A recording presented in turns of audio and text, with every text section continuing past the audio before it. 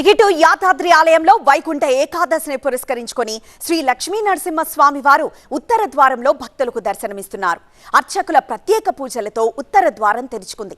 ఉత్తర ద్వారంలో భక్తులకు దర్శనమిచ్చారు శ్రీ నృసింహుడు. స్వామి దర్శనానికి భక్తులు భారీగా తరలివచ్చారు. శ్రీ లక్ష్మీ నరసింహస్వామిని మంత్రులు కొండా సురేఖ, శ్రీధర్ బాబు దర్శించుకున్నారు.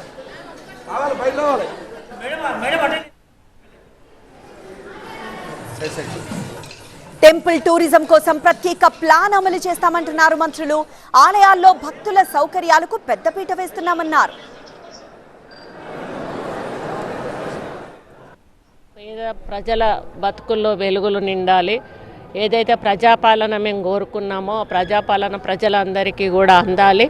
ఇందిరమ్మ రాజ్యం ఏదైతే ఇస్తామని అనుకున్నామో ఇందిరమ్మ రాజ్యం రేవంత్ రెడ్డి గారు చేస్తున్న కార్యక్రమాల ద్వారా ప్రజలకు చేరాలి. రైతులు కూడా మంచి పంటలు పండి చల్లగా ఉండాలి.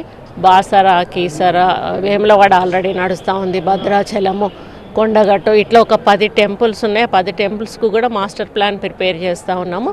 వాటన్నిటినీ కూడా ఇదేలాగా పెద్దగా చేసి మన జోగులాంబ టెంపుల్ ఇవన్నిటినీ కూడా టెంపుల్ టూరిజం లాగా డెవలప్ చేయాలనేది ముఖ్యమంత్రి గారి కోరిక. పాత గుళ్ళనన్నిటినీ కూడా మళ్ళీ పునర్నిర్మాణం చేసి కొత్తవిగా పెద్దగా చేయాలనేది ఆలోచన ఉంది. దాంట్లో నేను ఒక ఎండోమెంట్ మినిస్టర్గా ఉన్నందుకు నాకు కూడా హ్యాపీగా ఉంది. ఈరోజు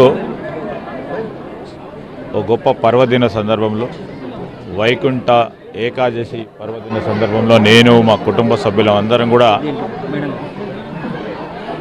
శ్రీ లక్ష్మీ నరసింహస్వామి దర్శనం చేసుకోవడం అనేది మాకు గొప్ప పుణ్యం. మరి ఈ రాష్ట్ర ప్రజలందరూ కూడా బాగుండాలని, అందరూ కూడా సుఖ సంతోషాలతో ఉండాలని, ఆయురారోగ్యాలతో ఉండాలని భగవంతుని ప్రార్థించాం.